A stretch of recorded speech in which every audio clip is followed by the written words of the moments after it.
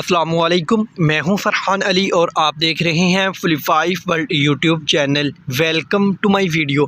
तो फ्रेंड्स, आज की वीडियो का जो टॉपिक है वो तो आपने थंबनेल पर देख ही लिया होगा। तो फ्रेंड्स, आज हम इस वीडियो में आपको ये बताएंगे कि हमारे तोशिबा कंपनी के एयर कंडीशनर के इंडोर की डिस्प्ले पर देखा जाने वाला कॉमन एरर कोड्स P22 यानी कि P22 जो एरर कोड है, ये हमारे तोशिबा कंपनी के एयर कंडीशनर के इंडोर की डिस्प्ले पर किन पार्ट्स के मिस या ख़राब होने की सूरत में शो होता है। तो फ्रेंड्स, आज की ये वीडियो शॉर्ट सी वीडियो है लेकिन इंतहाई मालूमाती वीडियो है। तो फ्रेंड्स, वीडियो को एंड तक वॉच करना, इससे फ़ायदा ये होगा कि आपको इसकी स्टेप बाय स्टेप मैं समझाऊंगा और आपको इसकी अच्छे से समझ जो है वो आ जाएगी। तो फ्रेंड्स, अब हम चलते हैं वीडियो की जानिब और हम अपनी वीडियो को स्टार्ट कर लेते हैं बिना किसी टाइम वेस्ट किए।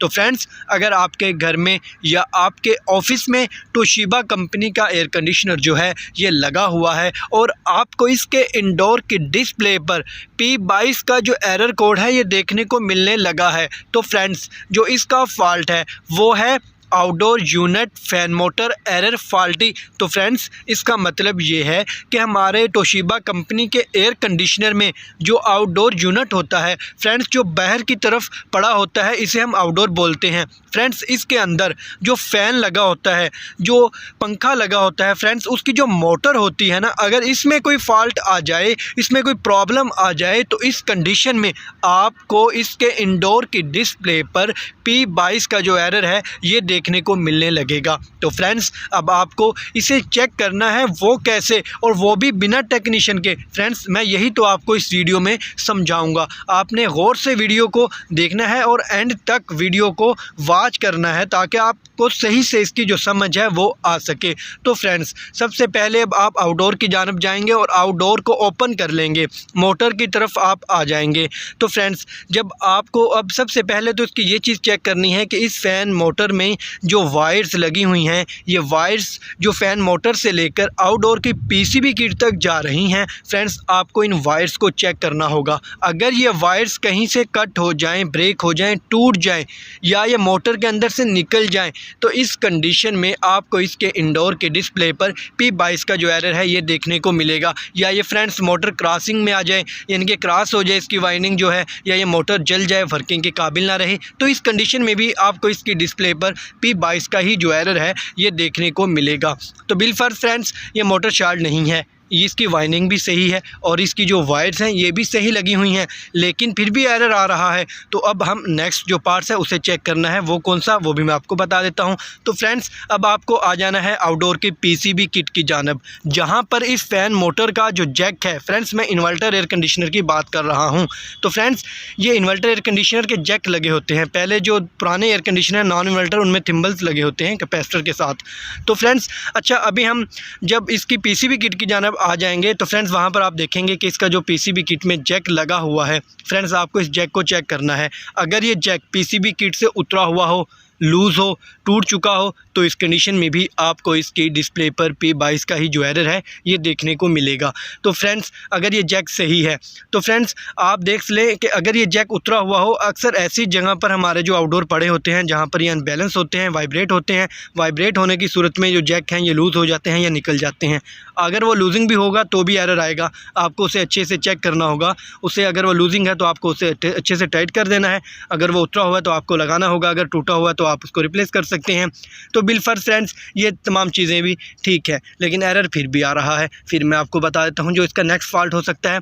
फ्रेंड्स, अगर फिर भी एरर शो हो तो फिर आपको इसके आउटडोर की जो PCB किट है फ्रेंड्स, आपको इसे चेक करना होगा। अगर आप खुद चेक करना जानते हो तो खुद कर लें, या आप इनके टेक्नीशियन से इसे रिपेयर करवा लें।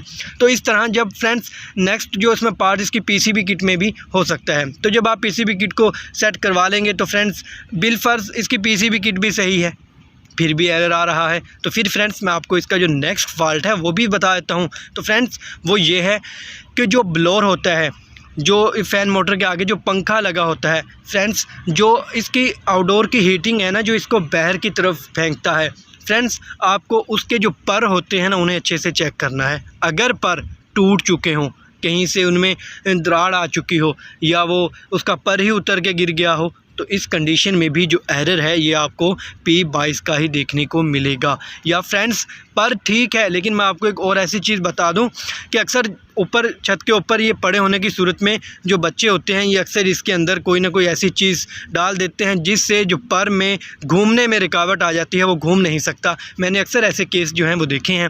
तो फ्रेंड्स आपको उसके पर को भी देखना है कि पर कहीं से जाम तो नहीं है या कहीं पर उसके कोई ऐसी चीज़ तो नहीं अड़ी हुई जिसकी वजह से वो घूम नहीं पा रहा। तो इस सूरत में भी अगर पर इसके घूम ना पाएंगे तो इस कंडीशन में भी आपको इसके इंडोर की डिस्प्ले पर P22 का ही जो एरर है ये देखने को मिलेगा।